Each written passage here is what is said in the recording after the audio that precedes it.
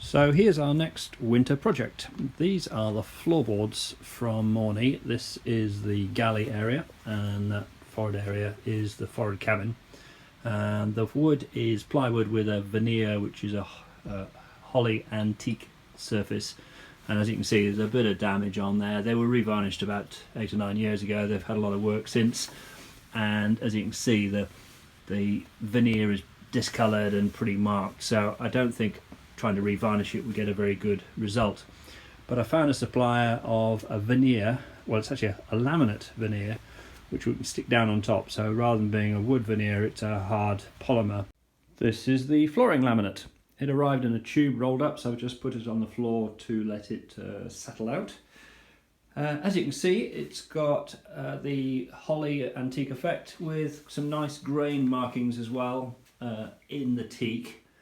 Those are going to add a certain amount of extra challenge, because not only have we got to make sure that the holly stripes line up, but also that the grain lines up as well between one panel and the next. It's about 1 millimetre thick, very tough surface, and the surface itself has got a slight sort of roughness to it, which will give it good grip.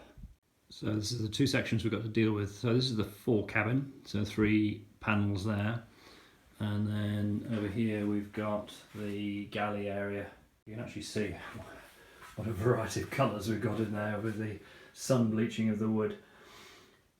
So the boards are ready to paint. I'm just going to seal the edges to make sure no moisture can get into them with new paint. I've sanded them a bit as well just to make them nice and fair. I'll paint the backs as well. But I've also marked with pin marks. These are locations so that we know exactly how the next board will fit, to make sure that we can keep the lines of the holly aligned properly when the whole thing gets put together. So painting next.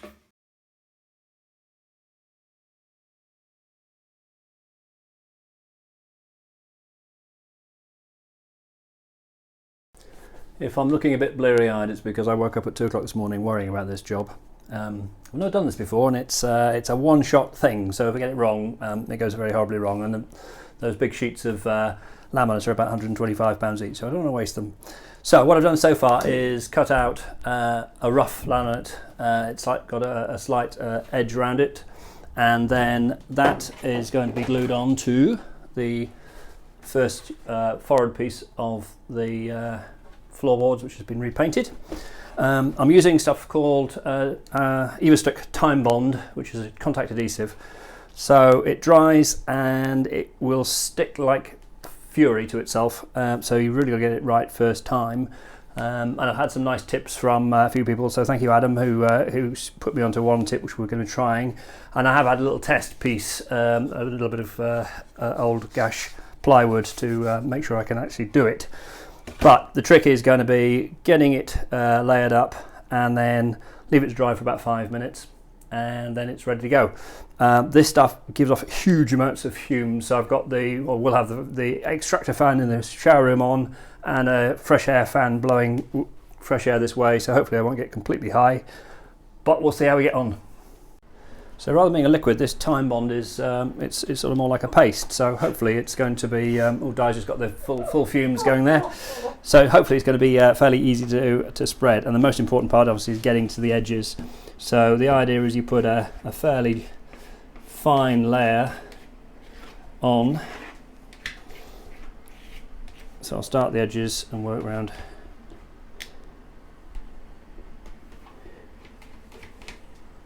Oh, it smells lovely.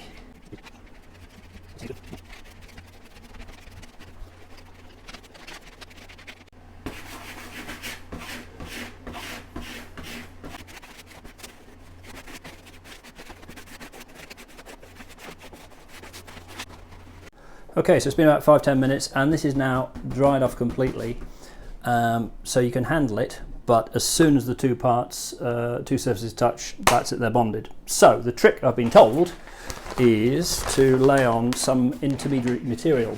So in this case I'm using some sort of visqueen plastic stuff and some chopsticks. All will become relatively clear, I hope, if this works. So what this is going to do is stop the surfaces mating because I'm going to have to do it sort of upside down really so I can see my outline, and then I'll turn it over. So first of all, this is also dry, and I've just got to basically lay it down so it's not going to stick on anything, he says, and get my corners correct. This is important because of course I want to make sure I get those holly lines absolutely lined up perfectly. Okay, so that's looking good. I can now withdraw my chopsticks and gently press down on the top end here, and all I'm going to do is just make sure that I've got it stuck, and this is where I need my assistant. Diane, I need you. Okay, you're going to pick up the middle there and we're going to turn it that way over. Okay. Ready? Hang on. Make sure we've got it all. Yeah. Rotate. And down. Thank you. Oh, wait. Okay. So having got that there, we should now be able to withdraw the plastic, and as we go just palm down the surfaces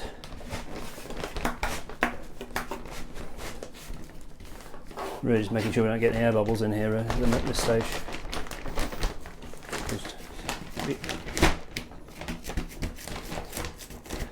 Okay.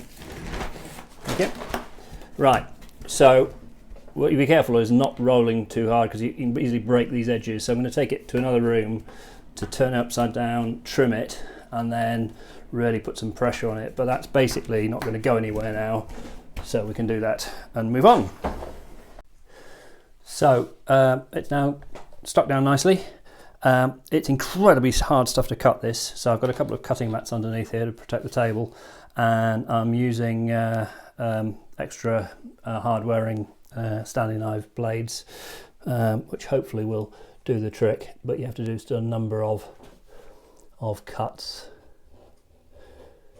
I'm just trying to make it nice and parallel to the edge.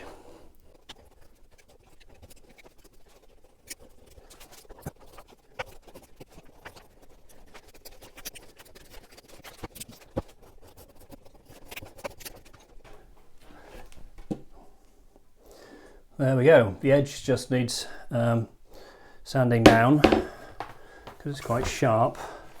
But before that, what we're going to do is just give it a bit of a work over. I've got a scrape here with a blade, with a cover on the blade, and I'm just going to work it down the edges. This back edge particularly is going to be at risk of lifting because that's where the opening for the hatch goes. So what I've got is a plank of wood here, and I'm just going to clamp it as hard as I can just to give it an extra bit of stability.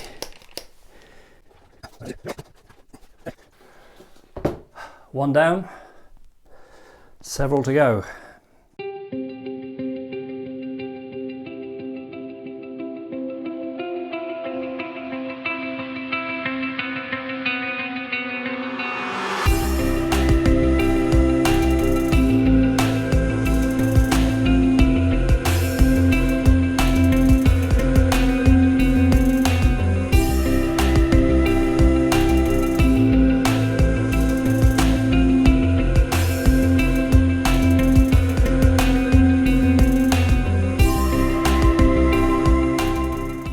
We've completed the first 3 boards, which is for the fore cabin. It gets a bit more tricky here because unlike the first board, I can't cut these out with a nice margin around them because, for example, this line here has to be the boundary between one board and the next, otherwise the holly lines won't match up.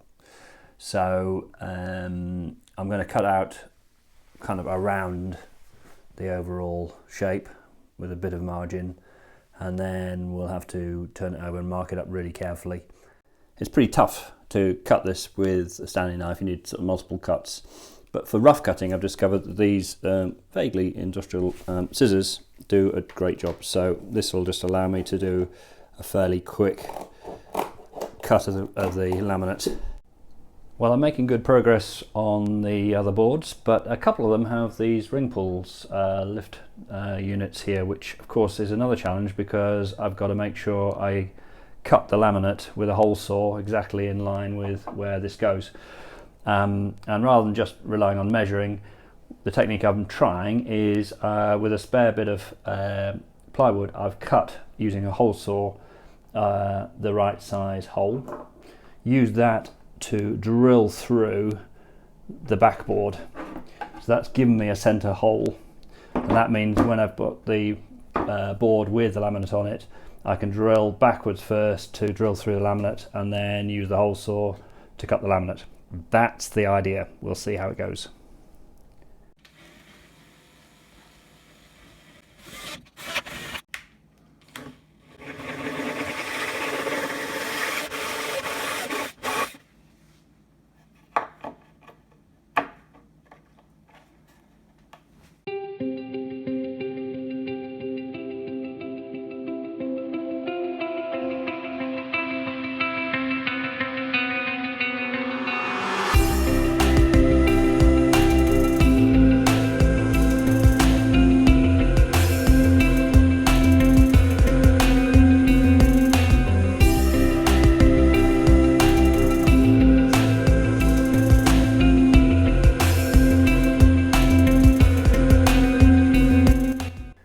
So here we are, the project's completed. It's taken me about 2.5 days on and off, but I've been taking it really slowly, just measuring 3, 4, 5 times before I dare cut anything. I just wanted to make sure everything was in line, but I'm really, really pleased with how it's come out. It looks fantastic, stuck down well, everything lines up. Next stage is get it back to the boat and we can walk on it.